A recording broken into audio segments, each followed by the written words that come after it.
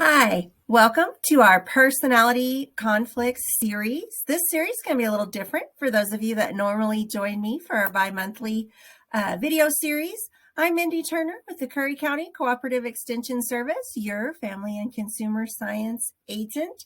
For this series, we're going to be talking a little bit about communication and having positive interactions with others for the benefit of our own mental health, as well as being able to have successful, productive, whether it's meetings and organizations, whether it's just getting along and working within your family.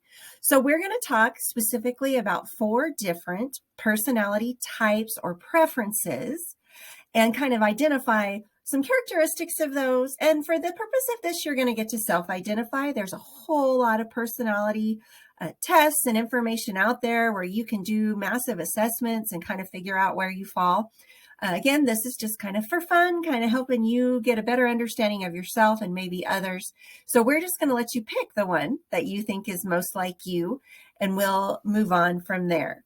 So let's get started. Today, we're going to start off with the rooster. So as I mentioned, there's 4 types that we're going to look at. This is adapted from an Oregon extension agent who did a beautiful job putting this information together. And I've used this for several years with youth and volunteers, just in how to get along and how to deal with one another. So the first thing I want you to do, what we're going to do is I want you to take your hands, just kind of shake them out and then cross them together. So your thumbs cross over. You can never get to the camera. Your thumbs cross over right on the top. Okay. Shake them out. Throw them together. There's your thumbs. Now just take note, which thumb is on top? Feels pretty comfortable, just your hands kind of hanging out. So like I look at mine, my left one is on top. And I'm sure there's a whole bunch of things about how and what that says about you. I'm not worried about that today. So now I want you to shake your hands out, get them kind of relaxed, and I want you to put them back together, but I want you to come out with the other thumb on top. So put them across there. Yeah, it's kind of awkward, huh? It's not the same. So try put the opposite thumb on top. So you can see now I've got the right thumb on top. And it's not comfortable. It's not comfortable for me. That's not my preference. I can do it if I have to, but it takes some concentration and some effort in order to do that. How we communicate with people is the same way. We have things we're comfortable with. We have things that we just kind of shake it out and let it happen, and that works great for us.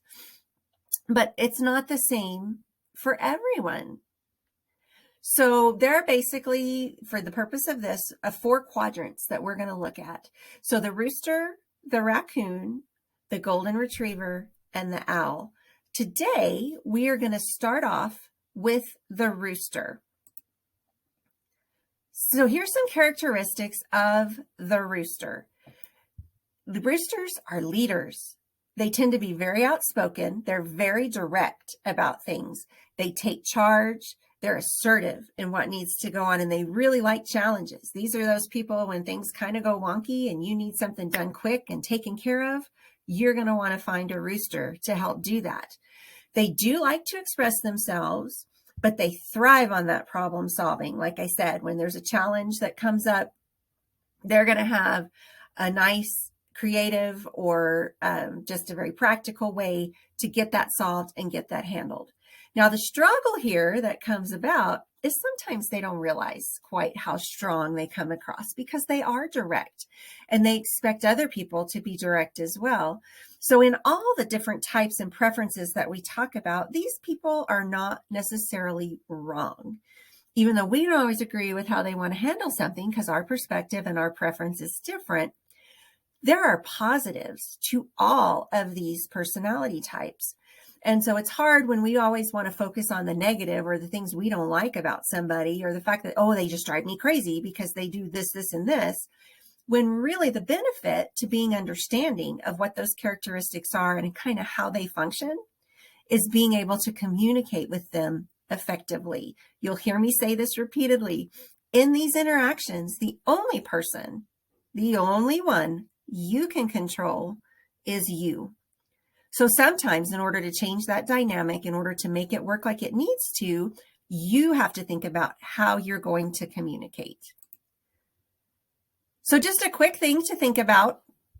Most of the time in books you read, in television shows you watch, movies you see, you're going to see kind of these, there may be two main characters, but then they each have the best friend or someone that kind of circulates around that as well.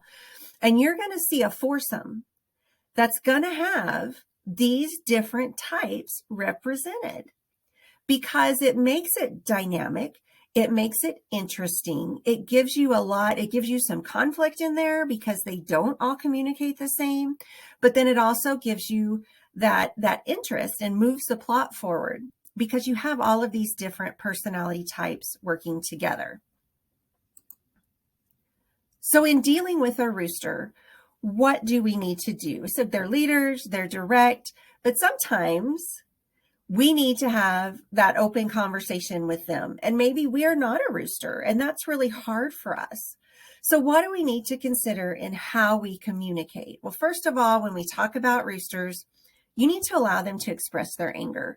When they get upset, we don't really think of roosters as being emotional, but when they get upset and they have a lot to deal with and they're unhappy with something, and they may not even always recognize it as anger, they need to have that opportunity to express those things. And they obviously need to do it in a respectful manner to others, but they need that opportunity. You need to be direct and to the point with them because that's what they understand. That's how they hear things and how they process.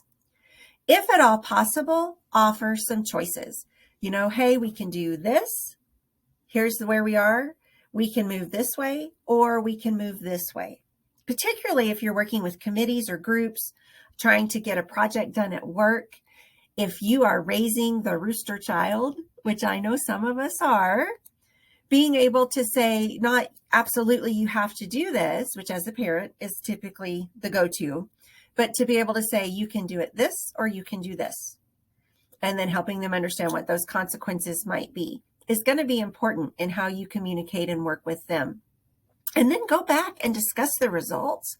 Make sure they see and understand where we ended up. That's part of that being direct. We don't just let it drop and let it go away.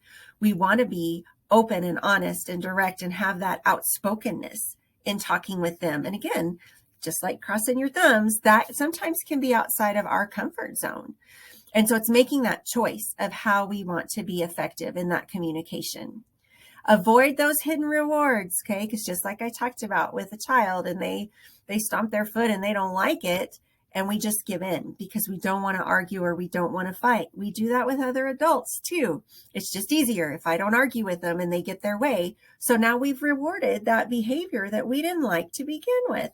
So it's important to think about, well, we don't want to reward it and perpetuate it. We want to find an effective way to manage it. And, you may need sometimes to just say, hey, that's not okay. Hey, that hurt their feelings. Do you hear how you sound? I don't think you meant for it to be quite so harsh. And help them understand how they sound to others, because most of the time it's not their intent to hurt someone's feelings, to cause a conflict, to make an issue. That's just how they know to move forward. It's how they communicate. So helping them understand that maybe that's not the best possible way to handle that situation can be beneficial to everyone, particularly in a group. So when we talk about all of this, understand it's not about manipulating the other person. It's about having a positive communication, a positive dynamic to work toward a common goal. We will be back here next time to talk about the next personality type and preference. Again, I'm Mindy Turner with the Curry County Cooperative Extension Service. Visit our website, curryextension.nmsu.edu. Click on Family Health and Wellness, and you can request to receive our newsletter bi-monthly. It coincides with the video series, or you can ask a question from one of our people here at the Cooperative Extension Service. So I hope to see you back here next time.